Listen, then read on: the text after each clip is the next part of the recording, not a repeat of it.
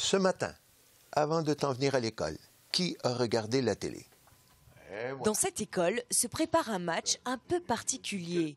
Jacques est ici justement pour expliquer aux enfants de quoi il s'agit. Les enfants de toute une école qui vont essayer de livrer un match contre des professionnels qui préparent les émissions de télévision pour essayer de nous garder assis le plus longtemps possible et le plus souvent possible. Véritable défi pour les élèves. Alors pour gagner, il va falloir se préparer. Tout le monde se prépare 3 belles activités, 3 belles choses que tu peux faire à la place de regarder. Parce que quand le match va commencer, je te l'annonce tout de suite, la télé va essayer de se faire allumer.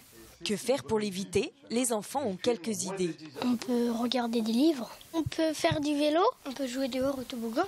10 jours sans écran, c'est le défi que s'apprête à relever cette école. L'objectif de ce défi, c'est de faire prendre conscience aux élèves de tout ce qu'on peut faire si jamais on éteint les écrans autour de soi. Ce n'est pas qu'à l'avenir, il n'y ait plus du tout d'écran autour d'eux, c'est simplement que lorsqu'ils vont reprendre leur utilisation des écrans, qu'ils aient une utilisation qui soit plus raisonnée, plus réfléchie, pour que ce soit vraiment eux qui soient les maîtres de leurs écrans. On sait qu'on rend service aux enfants parce qu'on sait que dans certains pays, il y a de plus en plus d'enfants qui sont prisonniers des écrans.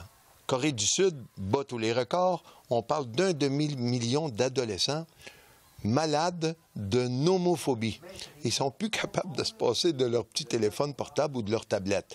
Alors, ça crée une dépendance. Et cette dépendance, pour la prévenir, il faut donner la chance aux enfants de goûter à autre chose. Jacques est à l'origine de ce dispositif, mis en place en 2003, d'abord au Québec, puis en France depuis 2008, où déjà 150 écoles ont relevé le défi.